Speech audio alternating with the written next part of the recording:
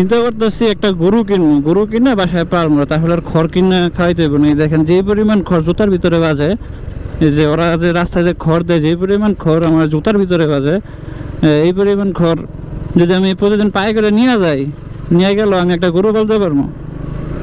ফালতুগুলো রাস্তার ভিতরে খড় দিয়ে রাখে।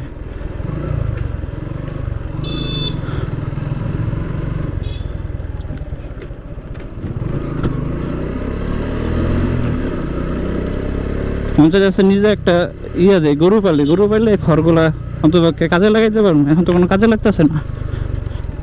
এই যে দেখছেন অবস্থা কি পিছলায় মনে এসে বসে, সামনে ব্রেক করছে, ব্রেক হয় নাই, পিছলাই গেছে। আমার পায়ের ভিতরে খড় বেজে রয়েছে, কিরকমটা লাগে দেখেন অবস্থা খড়ের। মানে যে পরিমাণ খড় আমি ফালাইছি পা থেকে, যদি এগুলো আমি একটা মানে প্রতিবার ইয়ে করতাম, মনে হয় এতগুলো খড় হয়ে যেত। আলাদা আলাদা করে রাখতে পারতাম, যে কয়টা খড় আমার পায়ে, ইঞ্জিন গাড়ি বাম্পারে বাজছে।